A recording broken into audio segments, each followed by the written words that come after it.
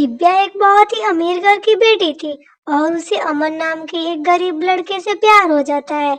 उसके बाद वह उससे मिलने जाती है और उससे बोलती है, अमन, मैं शादी करूंगी तो सिर्फ तुमसे करूंगी, वरना किसी से नहीं करूंगी। पर दिव्या, मैं एक गरीब आदमी हूँ, क्या तुम मेरे घर में एडजस्ट कर भी पाओगी? तुम्हारे प्यार के लिए मैं सब एडजस्ट कर लूंगी अमन। दिव्या और अमन दोनों मान जाते हैं। अमन भी शादी के लिए मान चुका रहता है। दिव्या अपने घर पे जाती है और अपने माँ से बोलती है। उसकी माँ दोनों की शादी बहुत धूमधाम से करती है और विदाई के समय दिव्या की माँ शारदा उससे बोलती है, बेटी, अगर तुम और अमन मेरे साथ रहते तो अच्छा रहता। इस बात को अमन नहीं मान रहा माँ, पर तुम चिंता मत करो, हम तुम्हारा बराबर ख्याल रखते रहेंगे। दिव्या अपने ससुराल आती है, लेकिन चारों तरफ अपना नजर घुमाती है तो देखती है ना दीवार अच्छे से है, ना कोई पेंट, पूरी कच्ची की कच्ची मकान है और तो और ऊपर से झोपड़ी। दिव्या सब कुछ देखती है और 2 मिनट के लिए शांत हो जाती है। फिर 2 मिनट बाद दिव्या बोलती है, अमन, ये घर है या झोपड़ी? ऐसी जगह कैसे रह पाते हो तुम? जैसे अब तुम रहोगी दिव्या, मेरा मतलब है कि अब तुम इस घर में रहोगी तो खुद ही समझ जाओगी कि मैं कैसे रहता हूँ। इतना बोलने के बाद अमन जोर जोर से हंसने लगता है। फिर अपने बेटे और बहू की बात सुनकर अमन की माँ कमला कहती है, बेटी, इस झोपड़ी में भले तुझे ठाट बाट ना मिले, पर प्यार महलों से ज्यादा जरूर मिलेगा। सच माँ जी, फिर तो मुझे कोई शिकायत नहीं रहेगी। मैं आज से ही आप दोनों की तरह रहना शुरू कर दूंगी। उस दिन के बाद से दिव्या सच में इन लोगों के माहौल में ढल जाती है। वह इन्हीं लोगों के जैसे खाना खाती, रहती, सोती और काम करती। वह एक गरीब औरत के जैसे सारा काम करती। उसको देखकर ऐसा कोई नहीं बोल सकता कि सच में वह किसी अमीर घर की बेटी थी। वह इन लोग के तौर तरीके में बिल्कुल पूरी तरह से ढल चुकी थी। एक दिन दिव्या चूल्हे पे खाना बना रही थी और लकड़ी नहीं जल रहा था, तो दिव्या बोलती है, धुआं ही धुआं, ये लकड़ियां तो जल ही नहीं रही। हाय, पता नहीं आज खाना बन भी पाएगा या नहीं। कमला अपनी बहू को परेशान देखकर चुप नहीं रह पाती। वह उसके पास जाती है और उससे कहती है, तू परेशान ना हो बहू, कल से तुझे चूल्हा फूंकने से छुटकारा मिल जाएगा। मैं तेरे लिए गैस चूल्हा खरीद दूंगी। पर गैस चूल्हे के लिए पैसा कहाँ से आएगा माँ जी? तू चिंता ना कर, मैंने काफी पैसे जोड़ कर रखे हैं, उन्हीं में से ला दूंगी। अगले ही दिन घर में गैस चूल्हा आ जाता है और दिव्या को दम घोटने वाले लकड़ी चूल्हे से निजात मिल जाती है। घर में गैस का चूल्हा देख अमन कहता है, माँ, तुम्हारे पास इतने पैसे कहाँ से आए? अरे आए कहाँ से, मैंने उम्र भर जमा करके रखे हैं बेटा।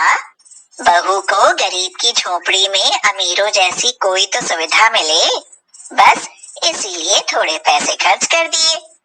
कमला यह कहकर बात को टाल देती है और फिर दिव्या को हाथ से कपड़े धोने में परेशान देखती है तो उसके लिए वॉशिंग मशीन ला देती है। इस पर दिव्या हैरान होते हुए पूछती है, अरे इस वॉशिंग मशीन की क्या जरूरत थी माँ जी? अरे जरूरत ना होती तो लाती ही क्यों, तुझे हाथों से कपड़े धोते मुझसे देखा ना गया बेटी। अब भयंकर गर्मी का समय आ जाता है और दिव्या फ्रिज का पानी पीने का आदत रखती थी। उसे मटके का पानी बिल्कुल भी न सुहाता। अब वह मन ही मन सोचती है कि अब क्या करूं, फिर भी उसकी तो मजबूरी थी ना। वो मटके का पानी ही पीती है और कहती है, मुझसे तो इस गर्मी में मटके का पानी पिया ही नहीं जाता। काश फ्रिज का ठंडा पानी पीने को मिल जाता तो कितना अच्छा होता। बहू, तू चिंता मत कर बेटी, मैं तेरे लिए आज ही फ्रिज मंगवा देती हूँ। फिर उस दिन घर में फ्रिज आ जाता है और दिव्या को पीने के लिए फ्रिज का ठंडा पानी मिलने लगता है। फिर कुछ दिन बाद दिव्या गर्मी से परेशान रहने लगती है तो कमला उसके लिए झोपड़ी में एसी लगवा देती है। यह देख दिव्या को अपनी सास पर संदेह होने लगता है और वो सोचती है, माँ जी रहती तो झोपड़ी में है पर पैसा महल वालों की तरह खर्च कर रही है। आखिर इनके पास इतना पैसा आता कहाँ से है? दिव्या मन ही मन परेशान भी रहती है और खुश भी रहती है।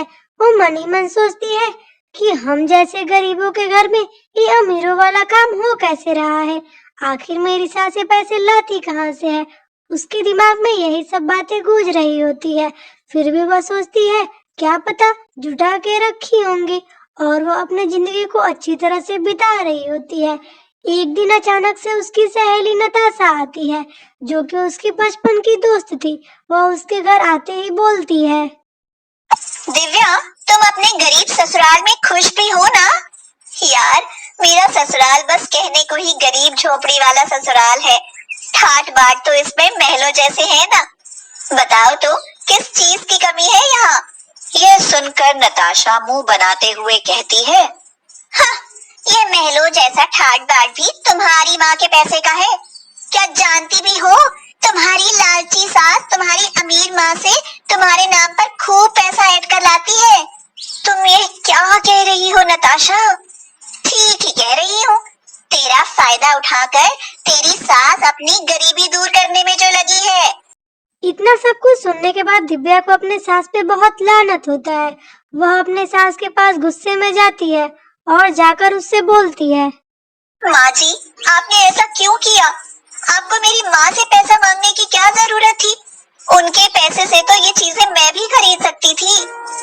माँ, तुम इतनी लालची कैसे हो गई? बेटा, मैंने कोई लालच नहीं किया। ये सब करने के लिए तो दिव्या की माँ ने ही मुझे मजबूर किया था। एक दिन इसकी माँ ने मुझे बुलाया और कहने लगी, कमला बहन, मेरी बेटी को अमीरों की तरह रहने की आदत है।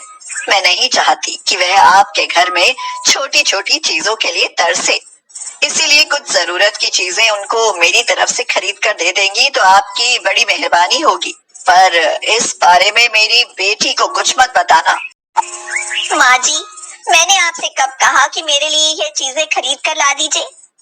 अमन, मैंने आपसे घर जमाई बनकर रहने को कहा तो आपने मना कर दिया। फिर अब ये लालच क्यों? क्या मैंने आपकी गरीबी से कोई शिकायत की? दिव्या, माँ ने जो भी बताया क्या वो झूठ है? हाँ, झूठ है अमन। अब आप मेरे साथ चलिए, हम दोनों माँ के साथ रहेंगे। पर मैं अपनी माँ को छोड़कर नहीं जा सकता दिव्या। तो फिर मैं चली अपनी माँ के पास। माँ जी, ये गैस चूल्हा, washing machine, TV, fridge, AC सब आपको मुबारक। मुझे नहीं पता था कि ये संस्कार सिर्फ दिखावा होते हैं। इतना कहने के बाद दिव्या उठती है और वहाँ से सीधे अपने घर के लिए निकल जाती है। उसे अपने घर पे आता देख दिव्या की माँ फूल ही नहीं समाती और वह दिव्या से बोलती है, बेटी, तू ही नादान निकली। मुझे तो पहले ही पता था कि गरीब अमीरों के साथ बस लालच के लिए रिश्ता बनाते हैं।